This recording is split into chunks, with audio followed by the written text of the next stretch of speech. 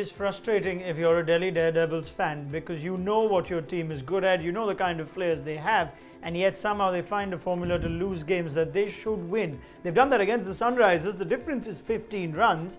But if you look at different stages of that game, there are many times you can point out and say any other team chasing or many other teams chasing might have won. Brad Hogg, you saw that game with me, and I'm just trying to see if I'm being too harsh on Delhi or whether you can have a go at them as well for what I think is a cocked up chase. Well, they did cock it up. There's no doubt about that. I thought, batted extremely well today. We nailed him for last game, how slow he was.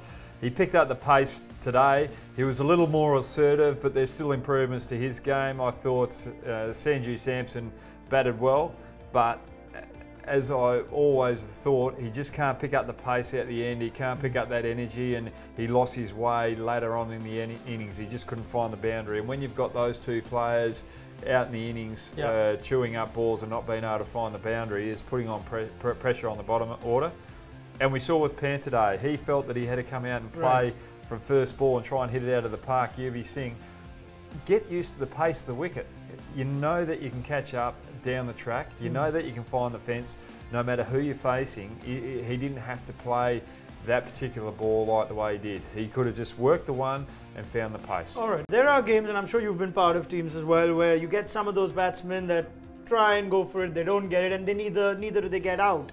But in the 14th over, first ball of the 14th over, out went Sampson, who had struggled to an innings of 42 of 33, striking at just 127.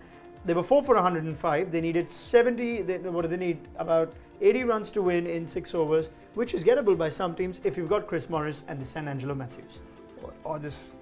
You've got someone of that talent sitting in the sheds. You've got to use him. You've got to utilise him. You've paid big money for him. He's just not a bowler. He's an all-rounder. He hits the ball out of the park. We haven't seen Matthews do that job.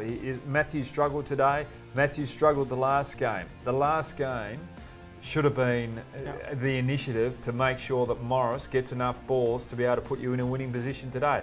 If Morris doesn't come off, that's fine. Then Matthews can come out, and if Matthews gets away with it or gets on with the job, well, you've had a lucky situation there. But the man who's proven his worth is Morris. You've got to put him in.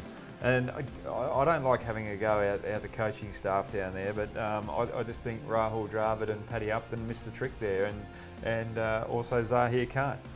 Well, if you look at the scorecard, 31 of 23 for Angelo Matthews. You give Chris Morris 23 balls in the kind of form he's been, maybe you get 15 runs more, and in the end, that is exactly the difference between the two teams. Thank you, Brad Hogg. That's the story. Then the Sunrisers Hyderabad have managed to better the Delhi Daredevils by 15 runs on the night.